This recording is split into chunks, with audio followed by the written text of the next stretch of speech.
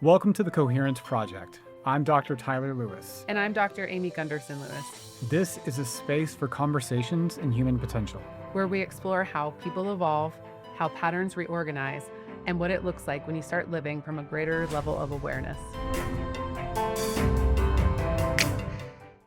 Hi, everybody. We have two phenomenal guests who are joining us today on the Coherence Project. Two people who are so passionate about human performance and coherence and growth and evolution. And they're looking at it through an academic research lens. And so today we have with us Dr. Hulla and Jessie Brauer. Dr. Hulla earned his PhD in experimental psychology with an emphasis in health and neuroscience from the University of Texas at Arlington. He serves as a biostatistician too at Texas Women's University, Dallas, and teaches quantitative research methods to doctoral students.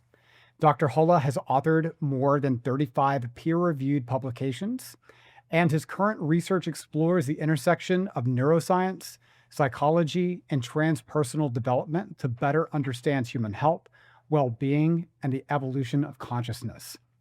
Jessie Brauer earned her bachelor's degree in psychology from Texas Women's University and is completing her Master of Science in Psychological Science with plans to pursue a PhD in psychology.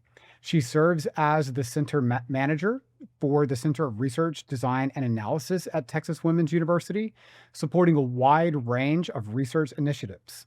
Her research focuses on humanistic and transpersonal psychology with a passion for exploring personality, spirituality, human potential, and the factors that contribute to human flourishing.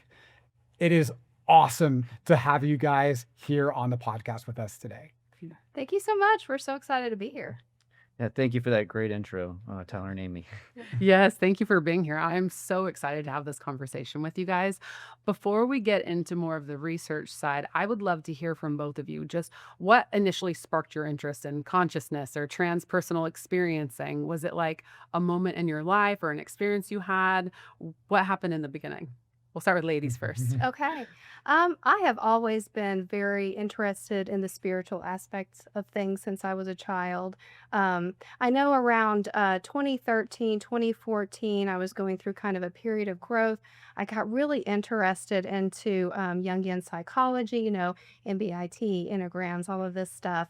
It kind of got put on the back burner once I had my children. And then moving forward into academia as I grew, Ryan and I kind of picked that back up, eventually just we kind of had some synchronicities happen and decided to dive into spiritual research together. So as we have gone down that path, it has been, it sparked even more interest. Every day becomes more interesting. There's new things to find out every day. It's an exciting journey. Awesome. I can't wait to hear more about that. Ryan, what started that for you? I was always a curious person and wanted to understand things. And one of the vivid moments in my life that I realized was pretty paradigm shifting for me was I was an undergraduate in college at the time, and I actually watched a documentary. This would have been like on Nat Geo, History Channel, something like that. And it was over the work of two researchers named Ian Stevenson and Jim Tucker on past lives. They were from the University of Virginia in the Division of Perceptual Studies, and their evidence was quite convincing. And at the time, I was pretty staunch atheist, and when I watched that documentary, it totally changed my perception on the existence of life moving on after physical. So that and a couple other documentaries I saw throughout my undergrad years really sparked my interest, and I pursued degrees that were related to health in undergrad, so kinesiology and psychology, and then that worked its way up to me wanting to do research, and then grad school and doctoral schooling in experimental psychology. So keeping those in mind and some other personal experiences that I had and synchronicities like with Jessie, and how I ended up at TW, it all really, I saw the picture come together for what I was meant to do and what Jessie was meant to do in life. And yeah, that's kind of like how we ended up what we're doing today. So, Yeah, awesome. I love how you guys both brought up that things over time changed. As you're mhm, doing this research, the beliefs that you held have mhm. shifted. And so, what I'm wondering is what's been the most surprising thing that you found through research that changed the way that you thought about something or changed the way you interact with the world? Like, what has been some of the most profound things? Ooh, that's a tough question because there are so many. So pulling from some of our personal research, post-traumatic growth. Post-traumatic growth is a huge component in spirituality. Also self-reflection, service to humanity. So those are things that just along my personal journey, like I know when we began our studies together, we were kind of handpicking the variables that we thought would be meaningful. And yes, learning that those three that had always been so important to me were actually such a huge component of spirituality. I don't know that it was surprising, but it was certainly interesting to learn. Awesome. Okay, so that idea of post traumatic growth, Mhm. tell me what you've discovered about that. Oh, okay. So I've had an interesting life, as most of us have. I went through a period about 5 years ago where I lost many people who were I was very close with. I had just started my college degree, and I was kind of wondering, is this what I want to do? Where am I supposed to be? How am I supposed to manage this? And so, um, kind of thinking back to where I was in those 2014, 2015 years where I was looking more into spirituality, I decided to pull from meditation, from yoga, from service to others to just kind of grow my concept of who I was and where I was supposed to be.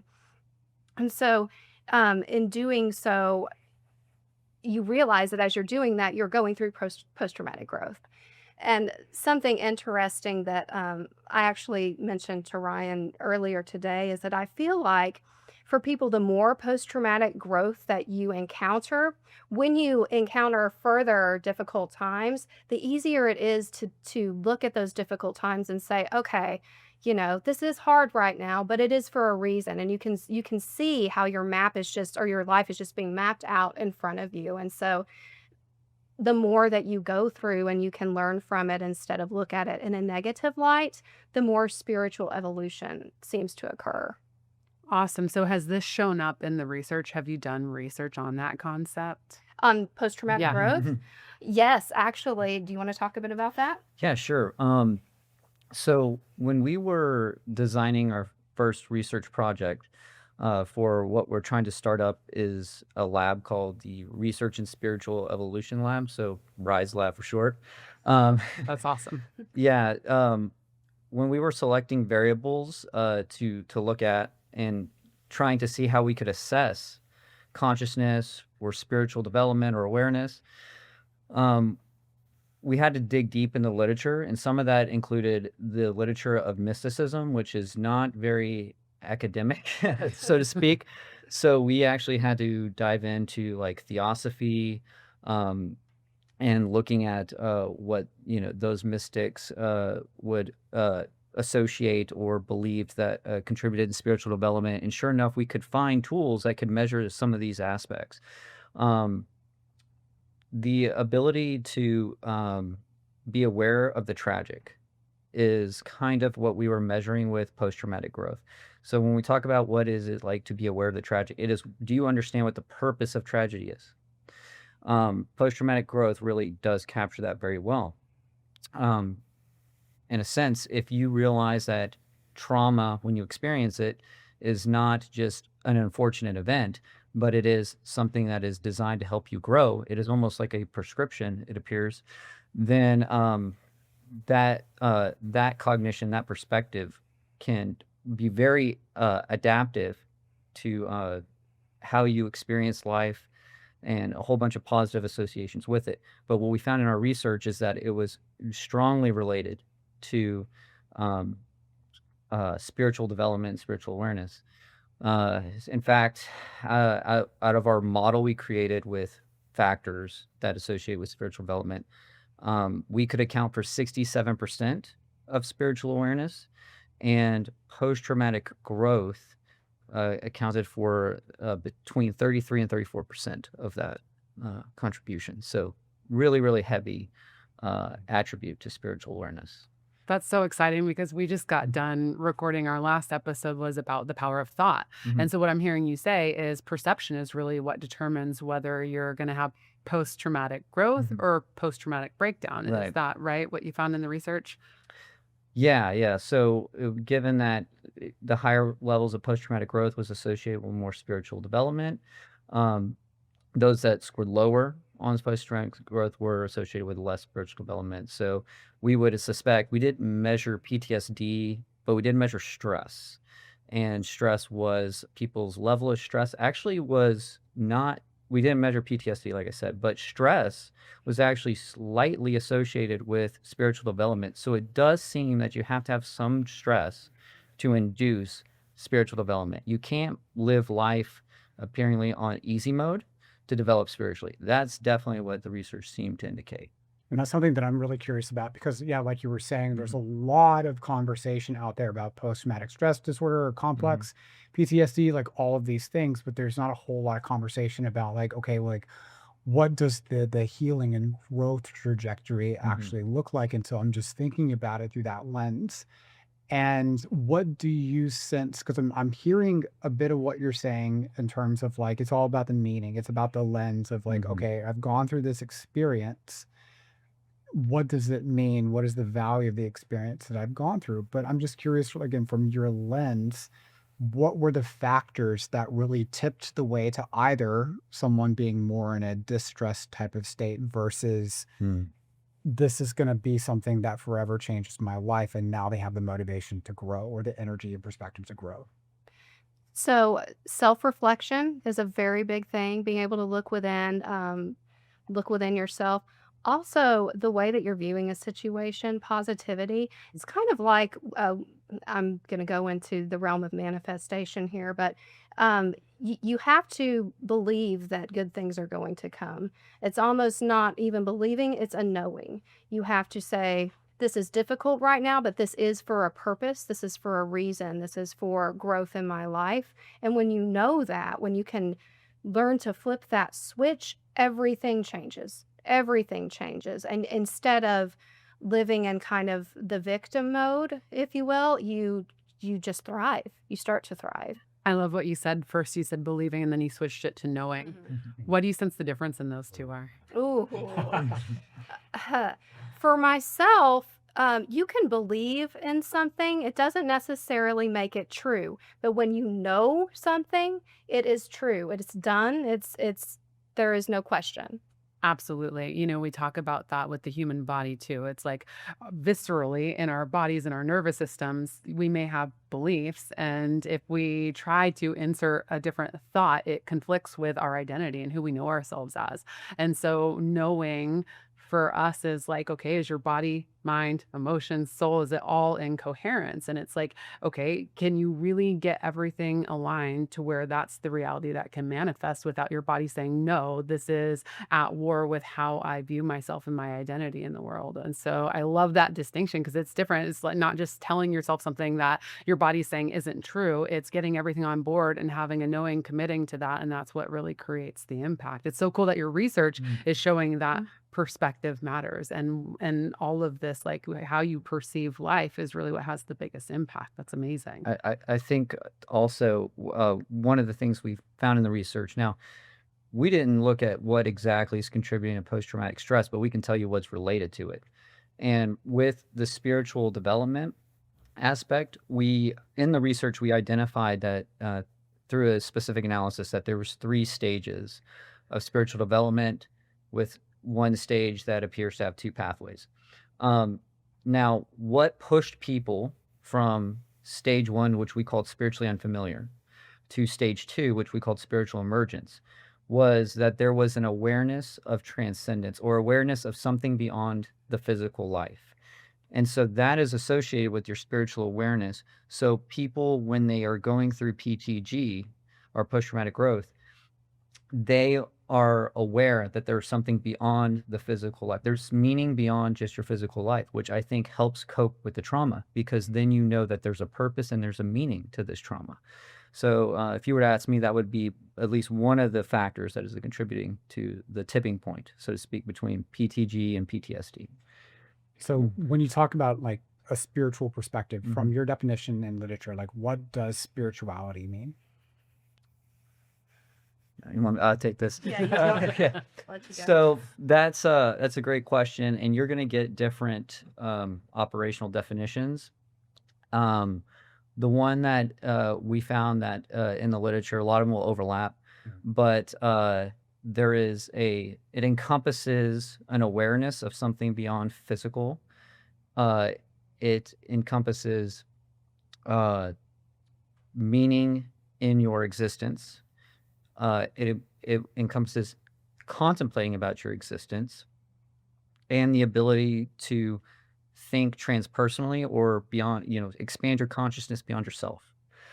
So that is the definition we applied to our research.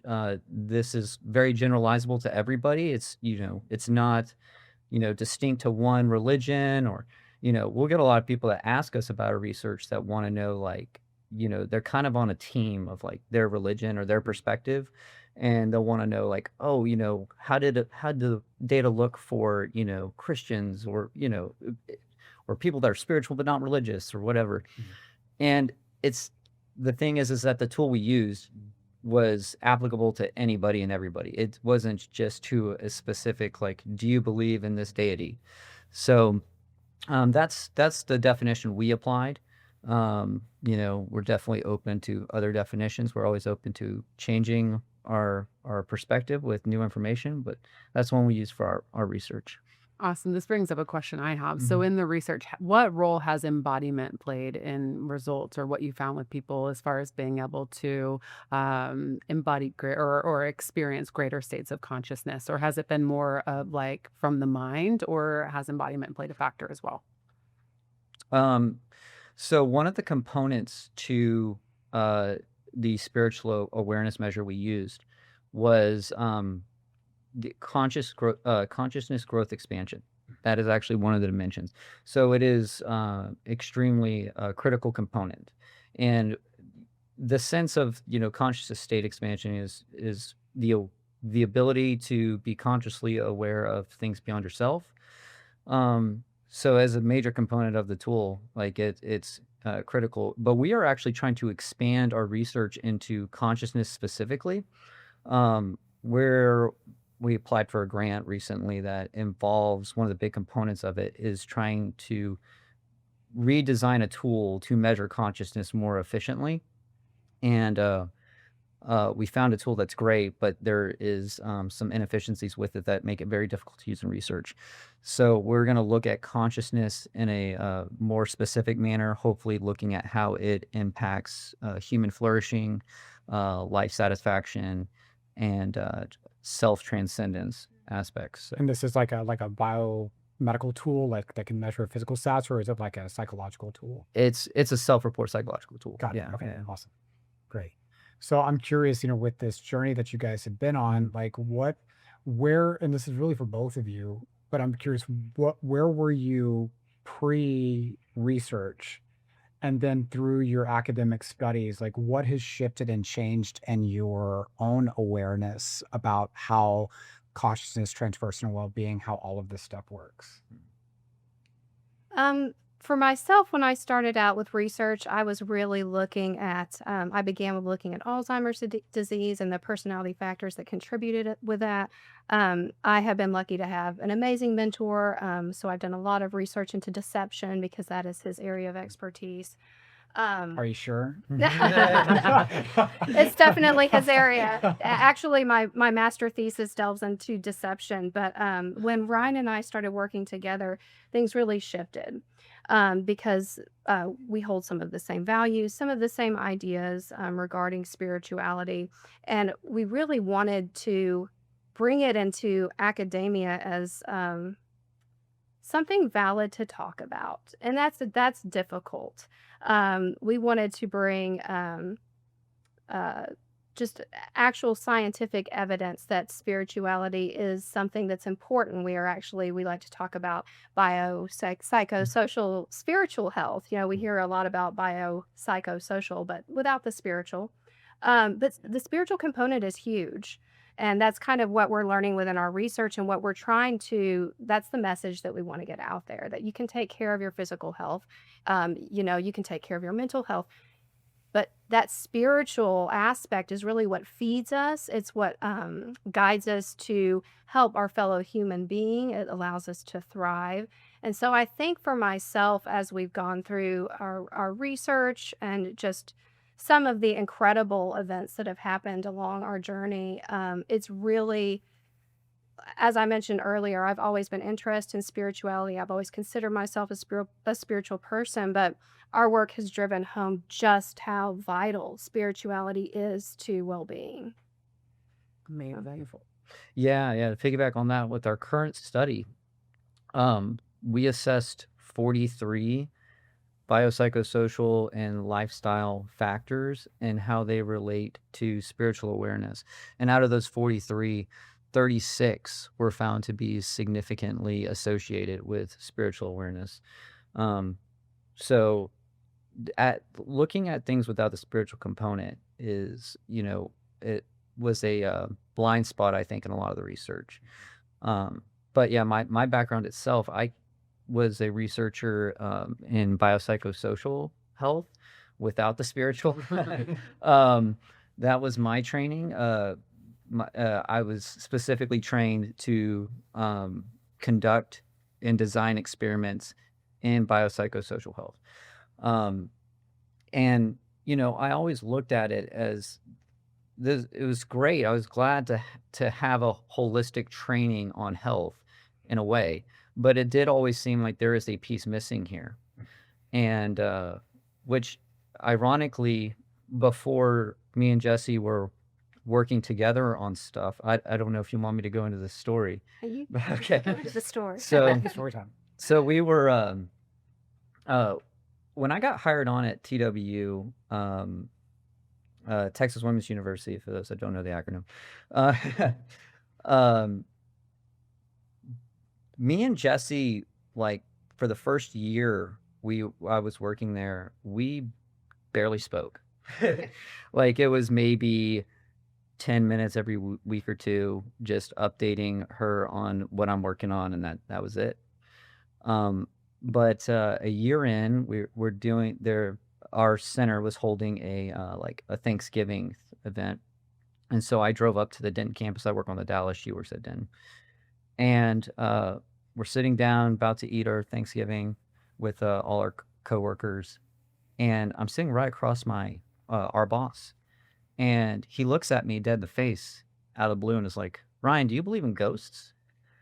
And I'm like, this was such a weird question. Casual in Thanksgiving. front of Thanksgiving. in front of everybody, and it just came right out of the blue. And I was very uneasy because I'm about to get judged. I'm in academia, like the most people. Yeah, do how am not- I allowed to answer this? Yes. And I'm just hesitating, and then Jessie on the other side of the table just interrupts, and she's like, "Ryan, it's okay to say yes. I believe in ghosts." And so I was just like, "Yes, I do believe in spirits." And he just kind of laughed at me and was like, "Really?" And I said, "Yes." And that was that. But then our next meeting we had, it sparked up this conversation of like, "Oh, how did you, get into believing in spirits and so forth?" And then our 10-minute conversations turned into several hours. And within less than a year, that sparked us to do research together. I do not believe that my boss asked me that on accident. I do believe that there was some intervention that had that pop up so me and Jessie could start working together, in my opinion. So That's amazing. And it's so cool to hear your background, like where you came from. Like I did all this research of the Yeah. physical, emotional, mental, Mhm. social, Yeah. socio-psycho. Biopsychosocial. Yeah. But without the spiritual. But then Mhm. you got to see the other side. It's like, okay, so What do you sense the limitations were in the research you were doing before you added that spiritual component? Like Hmm. what did that add to it when you were finally in a place Hmm. where, okay, I can add the spiritual? Oh, absolutely. So for biopsychosocial health model, That's the one. yeah, you can be physically healthy, you can have a mentally, stable state, and you can have good social interactions. But I think those three things by themselves do not account for um, flourishment in life. You can have all those three things and kind of have an apathetic life. Mhm. I've been there. I've been physically healthy. I've been mentally healthy, and I've had great social relationships, but have a sense of apathy and wondering about your existence. So here I am living all these three components of health, but I'm still like not feeling I'm living up to my full potential. Um, so there is something more right there beyond those three factors. And it really wasn't till I started working at TW where I felt like I had found my purpose, doing research, helping, mentoring faculty and students in research, collaborating with researchers, that I knew I was in the right direction. But then when we started working on what we're working on, I knew without a doubt that this is what, I believe I came into existence for, was to work on this research in this area. Um, you know, Life just made so much more sense. Like this tapestry that, life was weaving for me, I really couldn't see what the picture was. And then once we started working together, I was like, I can see the picture now of what this is going to be. And that is where I realized, like, I just accessed my spiritual health, was working on this. And my life has been, you know, forever changed and forever different since that moment. Um, I That's what my perspective. I don't know if that's how you feel about that, but No, yeah. absolutely, and just to add another little story here for you.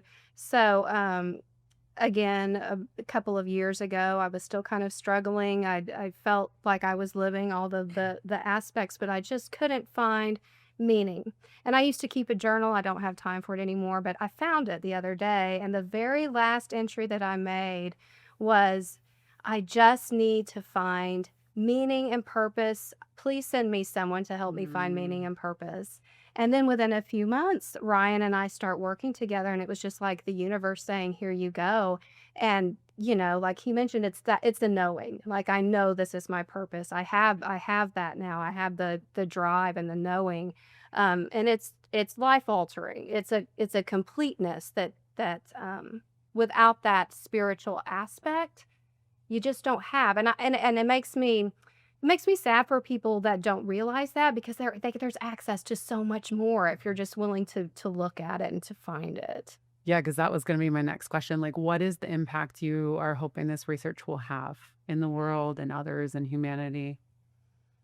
Oh gosh, just the importance of spirituality. And it's easy things. It's caring for yourself, it's caring for others, it's looking outside of yourself, it's looking inside of yourself and finding something greater.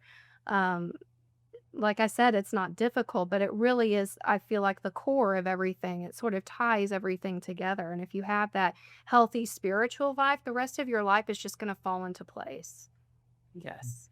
Yeah, I really hope that the work gets people thinking about how they live life. For example, when people are thinking of how they want their life to unfold in front of them, uh, I think of, would you rather your life be unfold in where you're remembered as a kind person or a successful person? And success can have very different meanings. Most people think of success as material gains, whether that be big house, nice car. You know, uh, you can find a lot of meaning and great things in a family. You can also find meaning without a family. But those are the things that people value, social reputation, those kind of things. Um, but people don't think about, I want to be remembered as a kind person. But our research shows, like, pro-social behaviors, pro-social emotions, being kind, is critical to your spiritual development. So I kind of want to shift the paradigm, me and Jesse do, of thinking of how much energy, what's the purpose of putting energy into life? So it seems to be from our research that the more energy you put into life and the less you're asking back, the more you're developing spiritually. So that's kind of how I want people, I hope that the research kind of changes the perspective of individuals that come across it. But yeah, that's the ultimate hope.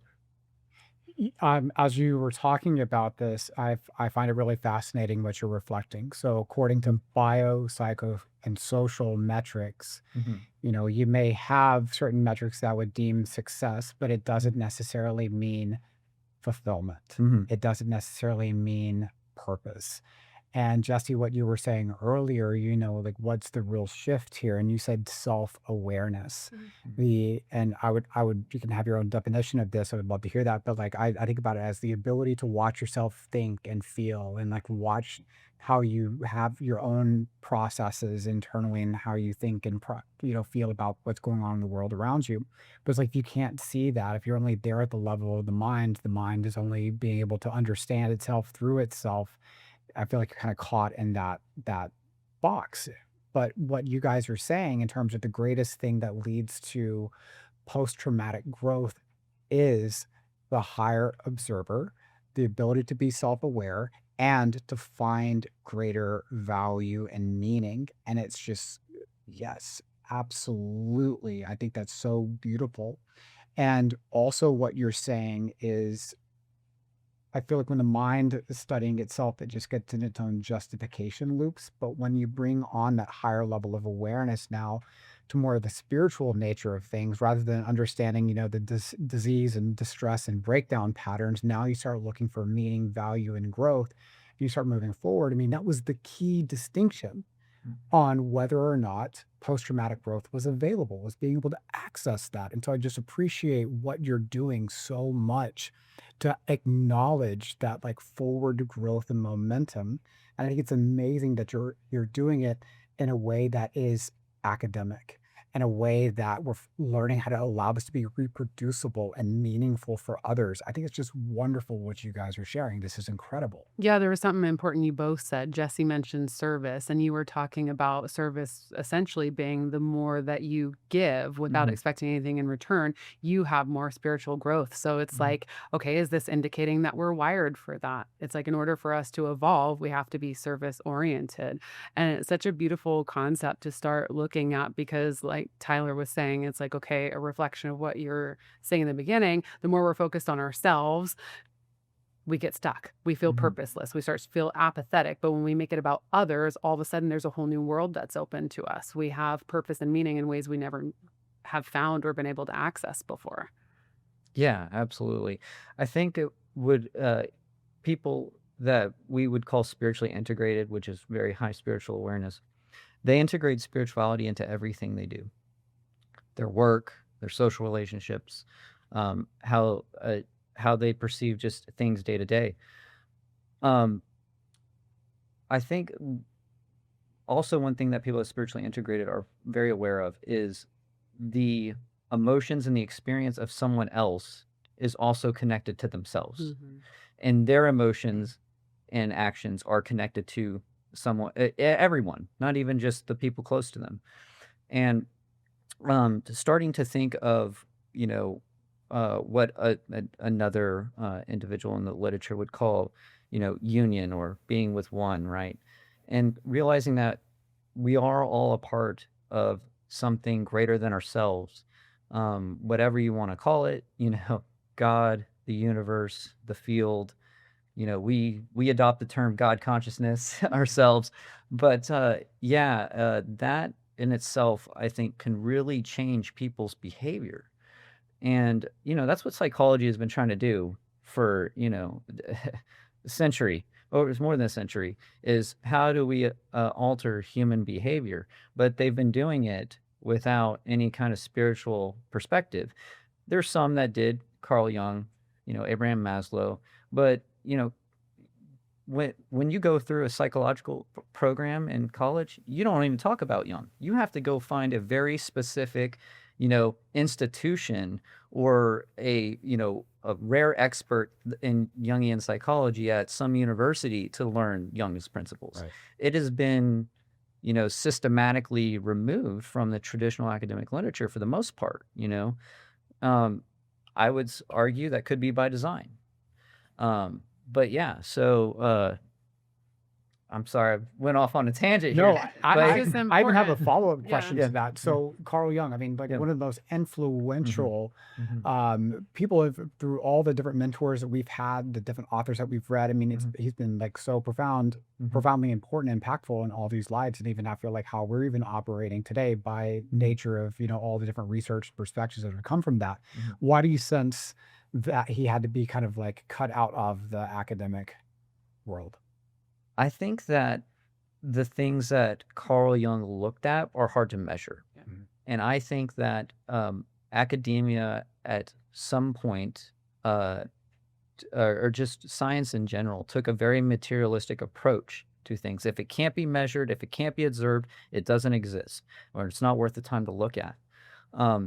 There was pushback by certain, societies to and to bring back spirituality or mysticism into science, but they were not, they were never successful. I would say like the Theosophy Society would be one of these societies that really tried to bridge mysticism and science, if you look at their readings. But they took a mysticism first approach and then tried to integrate science into it. I think personally, what we want to do is to take a scientific approach and then integrate mysticism into it, and hopefully we can do that and show that this stuff can be measured to some degree.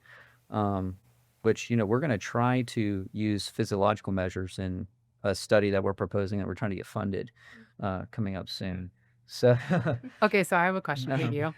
I was like so excited to ask you this. Okay, if you could do any study, like limitless resources, no rules, what would that be for each of you? Oh my gosh. That's like a playground right Yes. there. Right. You know, I'm just going to go out on a limb here and realize this probably isn't, looked on too positively in academia, but I'm very much into human potential. I want to know what we are capable of. So often things such as telepathy or psi abilities are just brushed aside. They're looked at as pseudoscience, but I personally have a problem with the term pseudoscience, and that's because everything's pseudoscience until it's proven. We didn't know that, microscopic atoms existed until they were found. So, I would love to look into that stuff, with very high scale experiments. And, if nothing is found, then nothing is found. I'm not out there to be like, this is certainly happening. But at the same time, it deserves to be looked at. There's some compelling cases out there. And I do think that it's disappointing that academia just kind of refuses to look at it. Yeah, so for me, it would be something kind of out there like that, Love human that. potential. What about you? I don't even know how to design an experiment for stuff I want to look at it. So that's for me to try to figure out. As we continue doing this work and instruments that we may come across or that may be developed. But I would be very like I was highly interested in Ian Stevenson's and Jim Tucker's work with the past lives. It would be very fascinating to see if there is some. I would like to try to scientifically, in some way, assess the ability of people to maybe read past lives and see if we can find some validity behind that. I'm very skeptical of the hypnotic regression technique. Personally, I've dug into that a little bit and I've watched some of the techniques, and it does seem to be there is too much suggestion going on in people that are in a very suggestible state, that I can't, myself see evidence fully there. So if there was some way we could assess like people that could read, maybe not through hypnotic regression, and look at individuals like Jim Tucker and Ian Stevenson did, that children that showed that they could accurately depict their past life through historical evidence, and see if we could validate these readers by validating some of the same things these children said that they could read, would be very fascinating, because then I think we get a really, really strong paradigm shift on how we can perceive life after the physical. There's a lot of, with Ian Stevenson's and Jim Tucker's work, there's some critiques that, bring up good questions. Are the children that they were getting their past lives information from, are those children just receiving information? Maybe it's not their own personal past life, right? Which a lot of people are uncertain. But one of the things that helped them support that these individuals were actually explaining their past life was the whole birthmark stuff. And for those that don't know, they found that these children would sometimes talk about a traumatic way they died. Maybe they got hit with a lead pipe, over the face, and they would have a birthmark exactly where that person had sustained that severe injury. So then that kind of provides evidence that they were actually reading these children's, or these children's were recalling a past life. We like to use the term multiple life, by the way. It just from our framework, but past life is the one that's generally used in the literature. Just think about the story about the little boy who was having dreams about like being a fighter pilot in Yes. World War II. Is Yeah. that the one? Yes. So that's Yeah. that's Jim Tucker and Ian Okay. Stevenson's work. Yeah. Yeah, fascinating. Yeah, Yeah. it's just so wild. But I think that was a really great point. Also, we talk about these things, and again, we don't really know, are we just tuning into a Right. common field? I mean, if there is a union field, for example, that we're all a Right. part of, and as individuals, I mean, I even think Bruce Lipton talks about how on our cells we have self receptors, and it's like little radio antenna that are designed to pick up your specific signals. And Yeah. it's like if there's crossover and you're kind of getting two stations playing, then maybe there's an aspect of that. But it's just fascinating. Clearly, there's something going on Yeah. behind or beyond how we're just culturally conditioned to see life that says there's more at stake here. And I love the fact that that's where you guys would go if you had the unlimited funds. But it's an important conversation. If Yeah. it happens, Absolutely. then it needs to be studied. Yeah.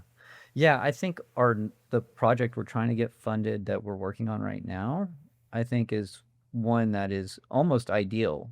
If we're trying to measure things that may associate the psychic aptitude. Now, we're going to be limited on our sample size because we don't have unlimited funding if we do get awarded. But Maybe after this, somebody's going to hear this. Yep. please. Got it. We'll give you their contact information. Yeah.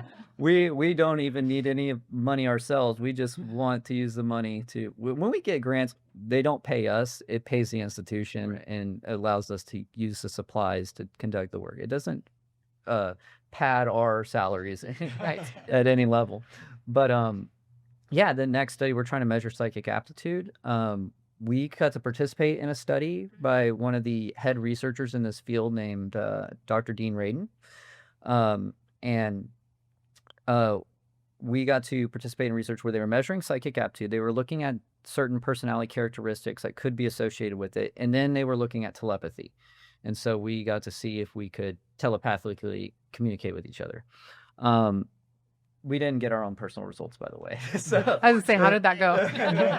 so we don't know. But anyway, we came across that software through participating in that study. We asked the Institute of Noetic Sciences. This is it's not even an academic institution. It's their own private institution.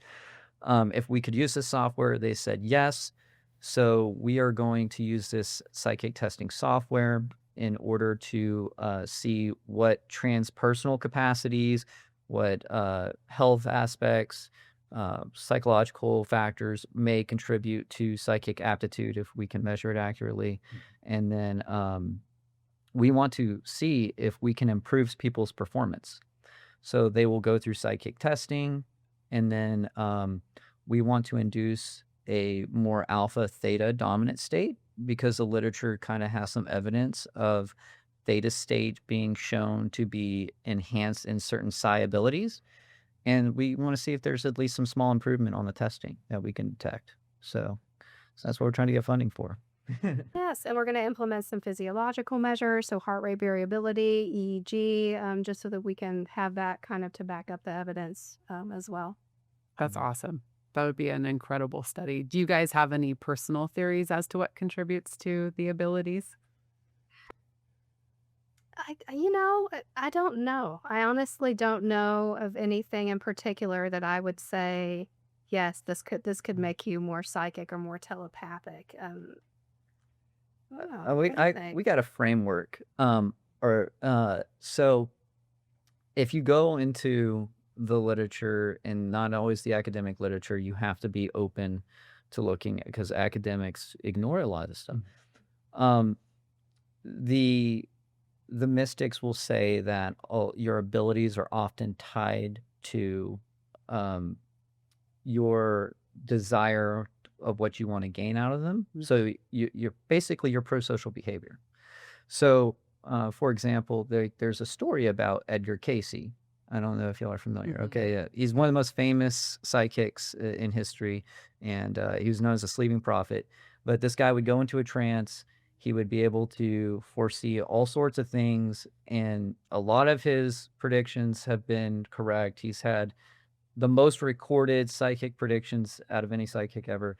Anyway, he he was starting to get taken advantage of while he was in trance by his I believe it was his father and like a business partner, where they were using his abilities to play the stock market, to find oil in certain areas, and he started to his abilities started to wane, and he started to suffer migraines. And then somebody randomly came up to him and it was like, hey, you need to be aware of your father and his business partner. And they told him, like, that they're doing something that you're not aware of, and that alleviated those issues, and he then regained his abilities more coherently again. But it does seem that there are probably people with certain capacities, when they come into life. There is some genetic research on this, but it also seems to not just be tied to your genetics. It seems to be tied to your environment, to your behaviors, to how you live life. So we do believe that people that are more spiritually developed, that are more open, more detached from materialism, will probably have some better intuitive capabilities just naturally.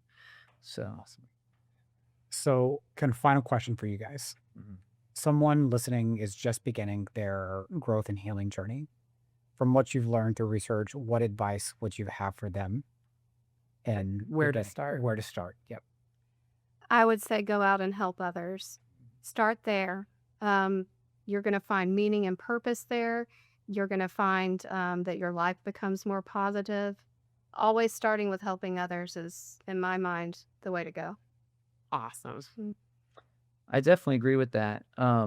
Being a service, I think, is where you'll find a lot of meaning, but also, don't just. We talk a lot about spirituality and its importance, but don't just focus on the spiritual part. Make sure that you self-improve your physical health, your mental health, and your social health. Make sure that you're, exercising. Make sure that you're mentally stimulating yourself, and make sure that you maintain some social relationships, because all those things are related to your spiritual development. So, And you have to be here to experience it. yes, so Yes, that's it's a fine that's balance. You have that's to balance that's it. another thing, is like, in this area, in this field of work, a lot of people that will like always bring up the question about psychedelics, and does this help me access spirituality, God, whatever. So we did a little bit of a question on our survey for our research about that, and what we did find is that if people that took psychedelics once or twice in their life were slightly more spiritually aware, significantly more spiritually aware than those that weren't. We don't believe it was associated with the psychedelics themselves. Believe it was associated with their just openness to experience new things and get a new perspective. There's this concept called spiritual bypassing, where people you have to engage in reality, and you have to experience reality, all the pain, all the trauma, all the joys, all the blessings. You have to experience life to grow spiritually. In fact, that's probably one big component of the purpose of coming into physical existence. If you are checking out by just taking hallucinogens all day, you are not living in the physical, and you're not going to grow. You're just spiritually bypassing. You're taking a shortcut to connect to, your spiritual self. So that, and then the opposite, I think, disengaging spiritually through technology, so virtual immersion, escaping reality that way. Those two things, which we're going to look at digital attachment in a future study, but those two things are not going to be your way out to find a meaningful life. So I would say do those in moderation, if not at all, and focus on living in this reality, improving your health, mental health, social health, and that in itself will help you develop spiritually. 100%. That's what we've found in our office too, just on a health level. People that have experiences with hallucinogens, ayahuasca, just different substances, they have an experience, but then the body has a hard time integrating that experience and their health actually declines. And so it's a lot of instability. You have to have a healthy body that can facilitate certain consciousness states. And that's kind of where I was going with Yeah. embodiment. So agree 100%. It's really fascinating that research is showing that too, because we've experienced it, experientially with people, and then also looking at heart rate variability and some physical measures with the health of their nervous system and bodies. But it's interesting to see that that's lining up with other measures as well. So thank you for meeting us in this reality. Thank you. In this room Yes, today. thank you. Thank you for bringing this perspective. I really look forward to where your research leads and the profound impact that that's going to have on. Yeah, it's so important. It's so global cool that you community. guys are helping open this door for those two worlds to merge and how important it's going to be for humanity. It has a really big impact. So I'm excited to see where this goes. Thank you guys for joining us here. Well, This is thank amazing. you. Thank you Thank for allowing you. us to talk about our research and experiences, because we love to do that. Yeah, appreciate it. And if we find out more, we'd love to come back on and share some other Absolutely. perspectives. Yeah, Yes. Thank you guys. yeah, no problem.